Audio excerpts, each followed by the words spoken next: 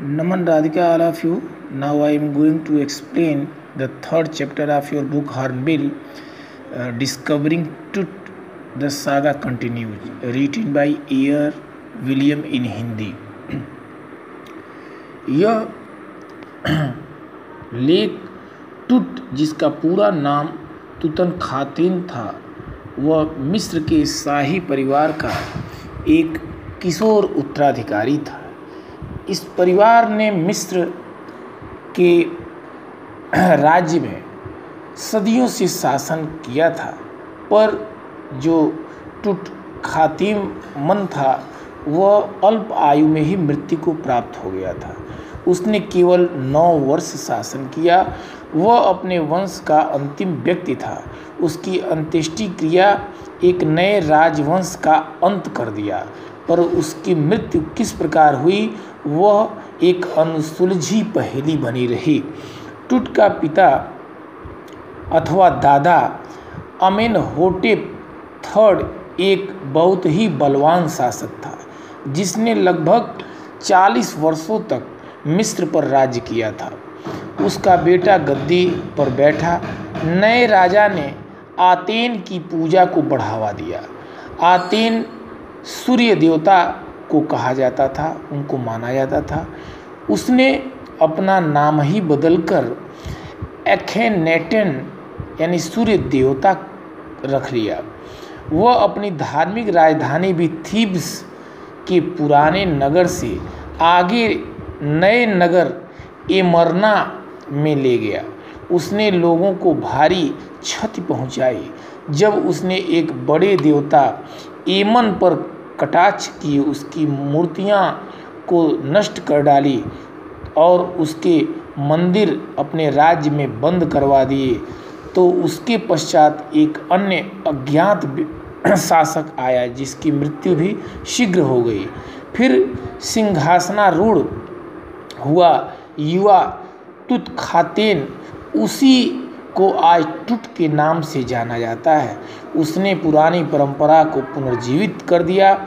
एमन देवता की पूजा आरंभ अपने राज्य में करवा दी, यानी सूर्य की पूजा आरंभ करवा दी। उसने अपना नाम भी बदलकर तुतनखामन रख लिया। उसने कोई 9 वर्ष तक शासन किया होगा, फिर अचानक उसकी मृत्यु हो गई। मिस्र में अनेक ममी पाई गई हैं। लगभग 600 ममी मिस्र में पाई गई हैं। यह मिस्र के राजाओं की रसायनों के लेप द्वारा सुरक्षित रखे गए 100 की ममियाँ हैं।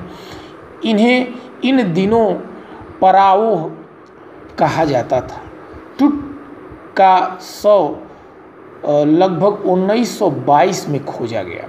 शायद उसकी हत्या कर दी गई थी, पर उसे ढेर सा स्वर्ण तथा दैनिक काम की चीज़ें जैसे खेल खिलौना, कांसे का रेजर, वस्त्र और भोजन उसके शव के साथ जहाँ मम्मी बनाई गई थी, जहाँ रसायन का लेप किया गया था, रख दिया गया था एवं मदिरा की पेटियों के साथ समाधिस्थ किया गया।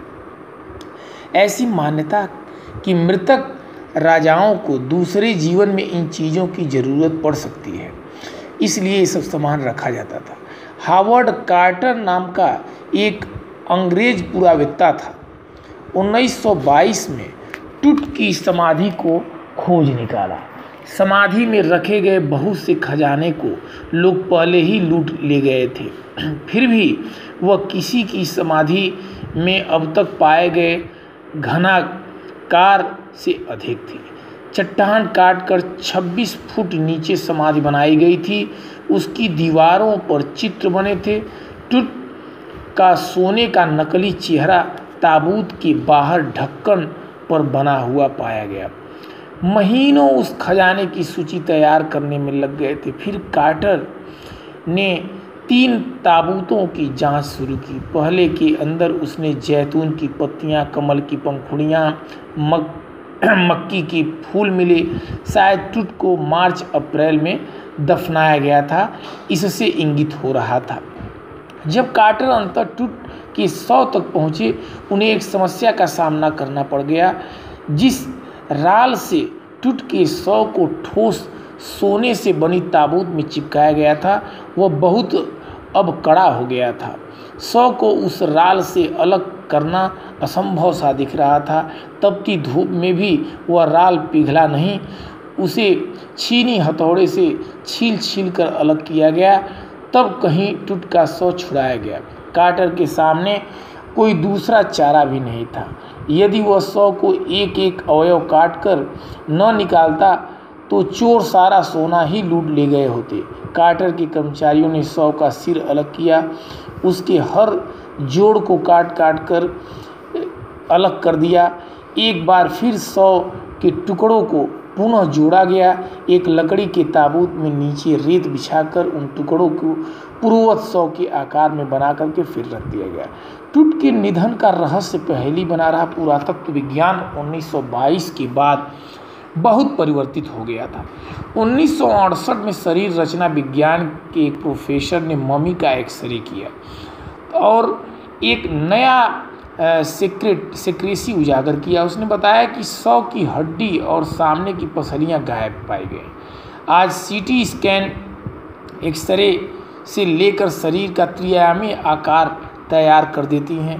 5 जनवरी सन 2005 को विश्व के सुप्रसिद्ध टुट मम्मी की सीटी स्कैन के द्वारा जांच की गई ताकि 2 प्रश्नों का उत्तर मिल जाए। टुट की मृत्यु किस प्रकार की हुई और मृत्यु के समय उसकी आयु क्या थी। सीटी स्कैन मशीन से उसके निर्माता जो साइमंस थे उनके द्वारा इसका सीटी स्कैन के लिए व्यवस्था के लिए मशीन दिया गया। राजा टुट की मृत्यु कोई 3300 वर्ष पूर्व हुई थी, यह तो क्लियर हो गया। स्कैन की रात को कर्मी टुट की शव को समाधि से लकड़ी के ताबूत समेत बाहर निकाल लाए।